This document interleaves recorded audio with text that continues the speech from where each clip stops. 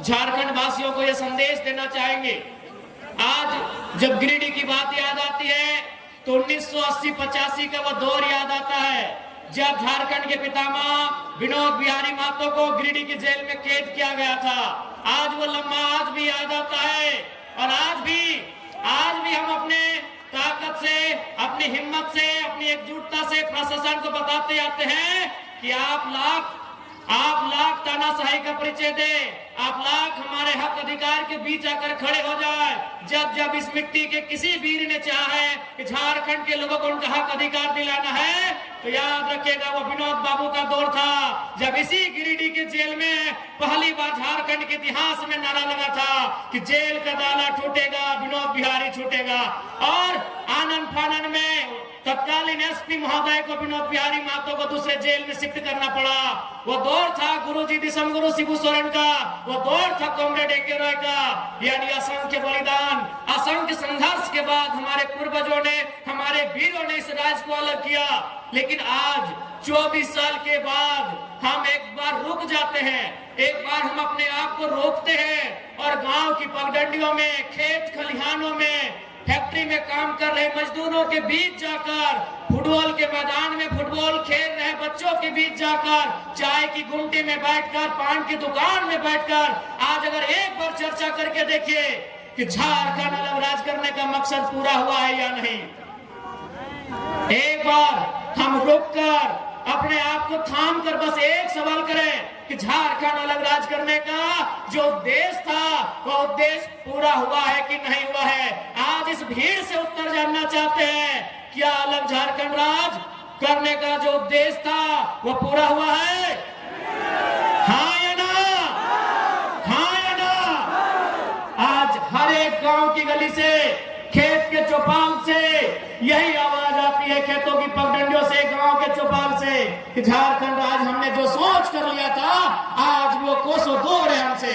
हमने झारखंड राज इसलिए लिया था कि जब हम लोग झारखंड राज्य का अलग निर्माण करेंगे, यहाँ की शैक्षणिक व्यवस्था में सुधार होगा, यहाँ के स्वास्थ्य व्यवस्था में सुधार होगा, यहाँ के नौजवानों को रोजगार मिलेगा, यहाँ के जल जमीन जंगल को सुरक्षित किया जाएगा, यहाँ के आदिवासी मूलवासियों की भावनाओं का ख्याल रखा जाएगा। लेकिन जैसे झारखंड राज्य अलग हुआ, हमें क्या मिला? हमें पलायन मिला, हमें विस्थापन मिला, हमें बेरोजगारी मिली, हमें अशिक्षा मिला, हमें बीमारी मिली और आज धड़ल्ले से हमारी नौकरियों को प्रदेश के लोगों को बेचा जा रहा है और हम केवल तमाशा बिन होकर देख रहे हैं। आज झारखंड होने के बाद हमें बस यही मिला कि हमें नक्शे से काटकर 46% बिहार का भूभाग, 79,714 वर्ग किलोमीटर का एक धरती का टुकड़ा मिला है।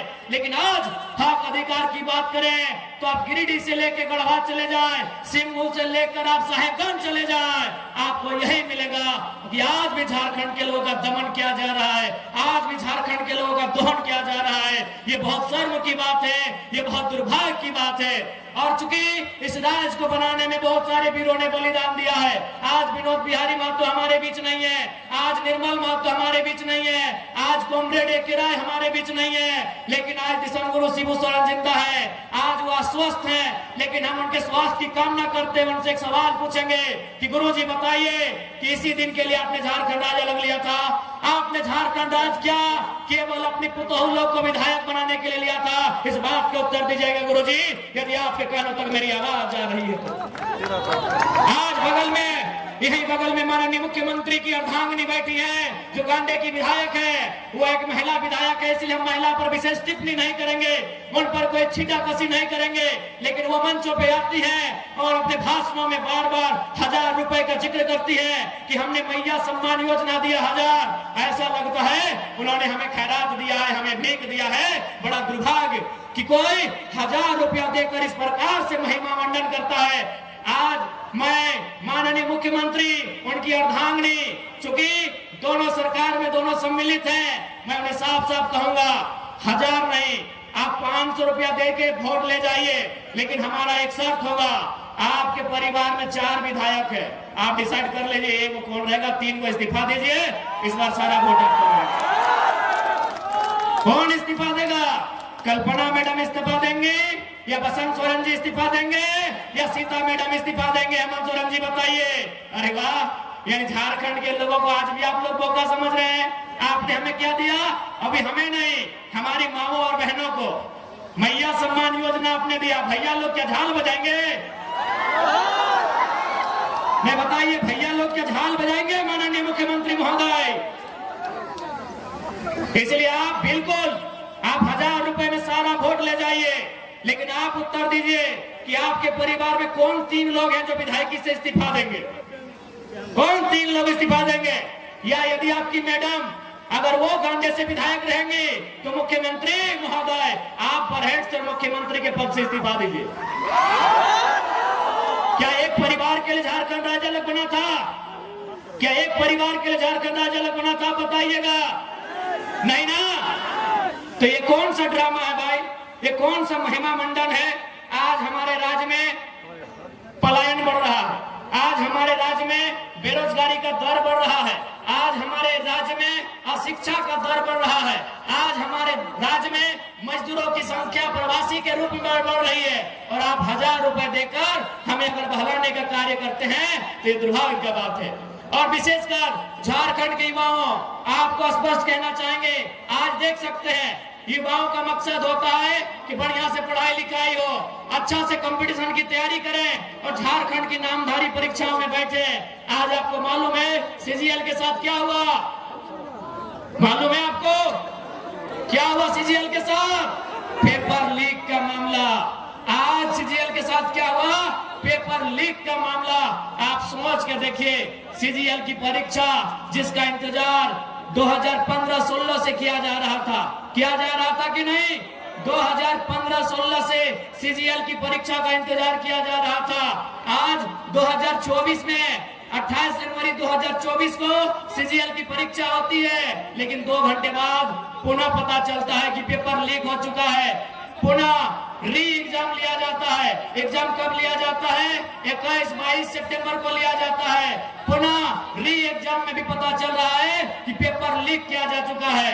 ऐसे में आप तमाम केवल नौजवान पढ़ने वाले छात्र नहीं, अभिभावक, माताएं, हमारे तमाम अभिभावक, आपको भी गुस्सा आना चाहिए।